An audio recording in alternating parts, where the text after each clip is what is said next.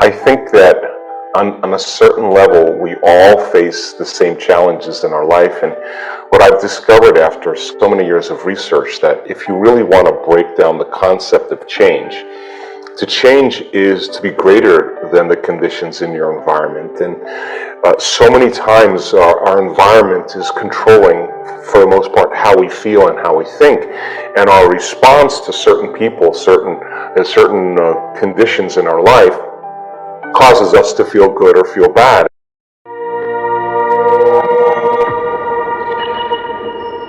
Welcome to Focus Your Mind. The greatest power a person can have is focused mind. That's where all your power is. Let's discover your power together. Before we start, hit the subscribe button and don't miss new videos. I'm sure you like our videos, but as you see, most of our viewers aren't subscribed. Let's change that. Have a great time. And so if someone says, Fritzy, why are you unhappy? And you say, I'm unhappy because of these circumstances, what you're really saying is something in my outer world is actually controlling.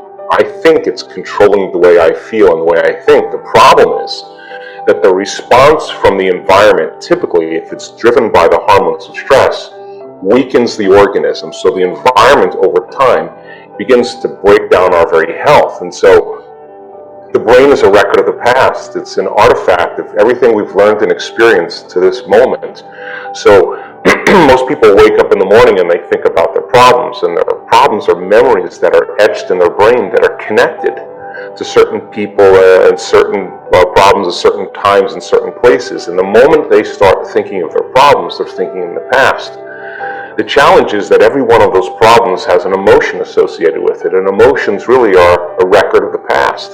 So the moment you feel unhappy, the moment you feel suffering, the moment you feel fear, now your body's in the past. So it's the thought being the language of the brain and the feeling being the language of the body, and how we think and how we feel creates our state of being. So many people reaffirm their state of being completely by the past. And so it only takes a thought and a feeling, an image and emotion, a stimulus and response to start the conditioning process. So we start to condition the brain and body, hardwire the brain, condition the body emotionally into the past. The problem is the body's so objective that it doesn't know the difference between the real life experience that's creating the emotion and the emotion we're creating by memory alone. The body's believing it's living in the same past environment 24 hours a day, 7 days a week, 365 days a year. So then the person gets up and then they run through the same routine as they always do. And in time, their body moves into a state of autopilot. Now their body is a set of programs, a habit that's dragging them into the same future based on what they did in the past. And so to change them also requires being greater than the emotions that have been conditioned into the body and the habituations that have been conditioned into the body in the predictable future. So we have to understand then that change requires not only being greater than the environment, but also being greater than our body, which is really, for the most part, been conditioned to be the mind. That's what a habit is. So then, to change then, to be greater than the body, to be greater than the environment, and to be greater than time, instead of living in the familiar past, which is the known, and the predictable future, which is the known, you teach people how to settle into the present moment, and that's the unknown. And most people, that the unknown represents a very threatening place. And so when people start to do meditation, as an example, and their body starts looking for an arousal or wants to get up and do things, they think they can't meditate. But in fact, if they can settle their body back down into the present moment and lower the volume to that anger, to that frustration, to the fear, to the sadness, it's like training an animal. Now you're telling the body it's no longer the mind, that you're the mind. And our research shows there's a liberation of energy. The body starts expanding and relaxing into the present moment. Instead of getting up and checking your cell phone or doing something, and you notice that propensity, instead of responding to it and say, I can't meditate, you settle your body back down into the present moment. Now you're executing a will that's greater than the program, because most people lose their free will to a set of programs. And it's the act of doing this, to be greater than the conditions of our environment, to be greater than our body as the mind, and to be greater than time, that all of a sudden causes the person to start believing in themselves a little bit more. And that's when possibility starts to unfold. Well, I think the greatest habit we have to break is the habit of being ourselves, because we think 60 to 70,000 thoughts in one day, and 90% of those thoughts are the same thoughts as the day before. Well, if you believe that your thoughts have something to do with your destiny, if you're thinking the same way, your life is going to stay the same way, because the same thoughts lead to the same choices. The same choices lead to the same behaviors. The same behaviors create the same experiences, but the same experiences produce the same feelings and the same emotions, and those same feelings and emotions drive our very same thoughts. Now, here's the problem. Our biology, our neurocircuitry, our neurochemistry, our hormones, and even our gene expression stays the same because we're the same. So the payoff from a habit is the feeling. You drink the coffee because it gives you an arousal, it gives you a rush of energy, it gives you something, and you say, wow. You don't say this consciously, something in my outer environment changed my internal state. And the moment you notice a change in your internal state and you pay attention to what caused it, the next time you feel uncomfortable, the next time you feel tired, the next time you feel lazy, your brain creates the image of exactly what you want, and that's how we become conditioned to different things. So when we break a habit, as you know, the body craves the feeling, craves the chemical the stimulation. And so in order to overcome a habit, you have to be conscious. Hardest part of any process of change is not making the same choices you did the day before. And that takes an incredible amount of energy and an incredible amount of awareness.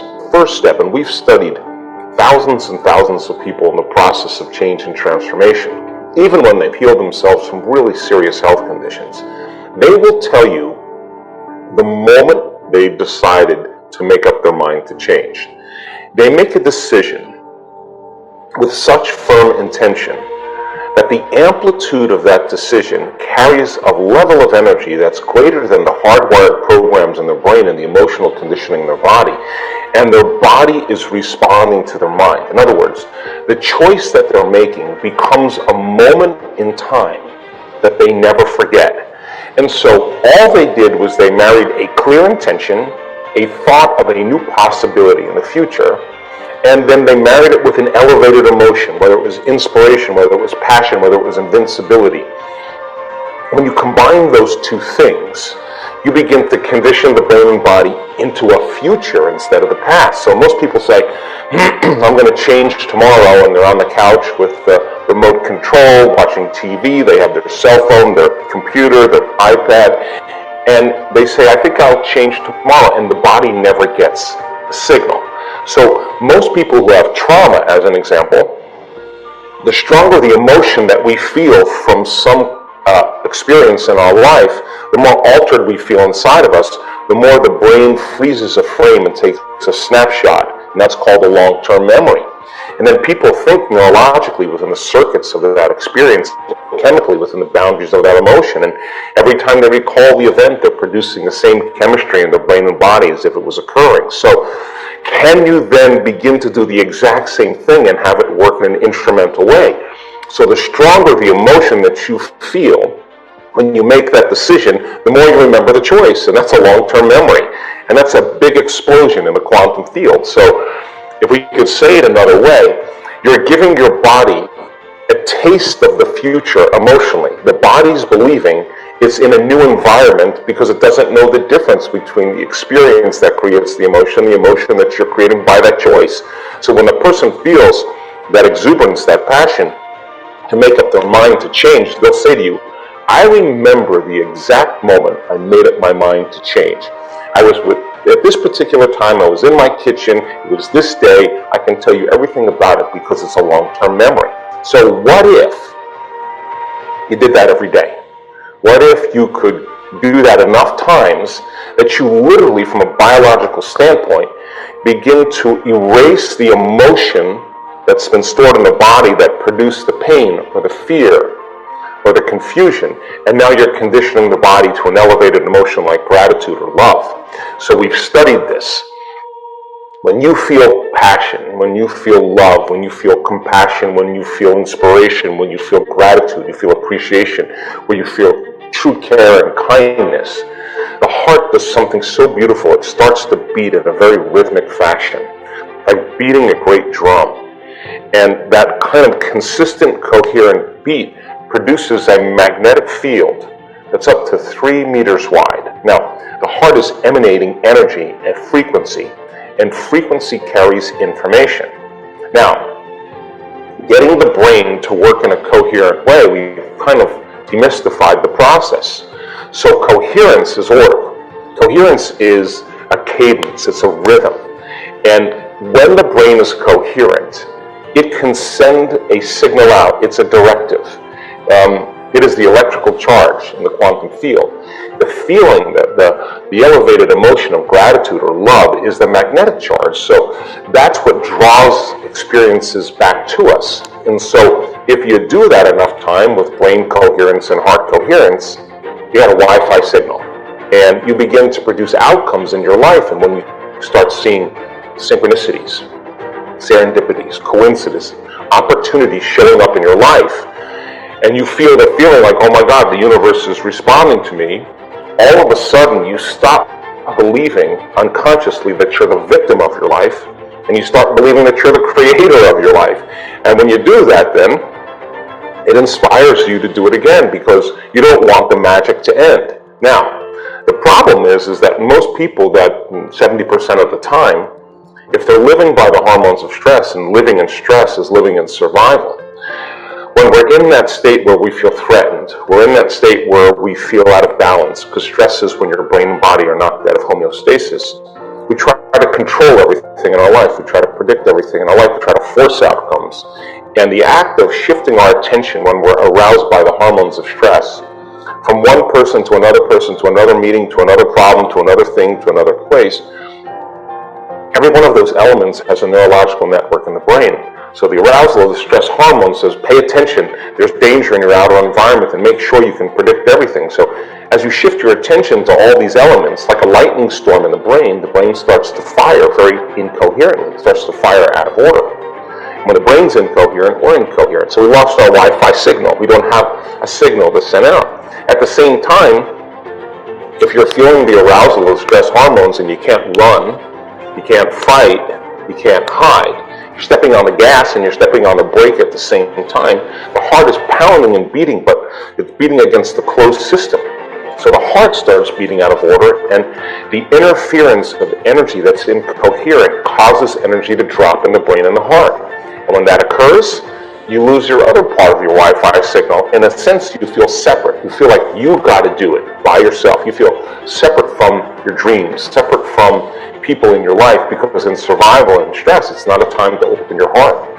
It's not a time to be compassionate.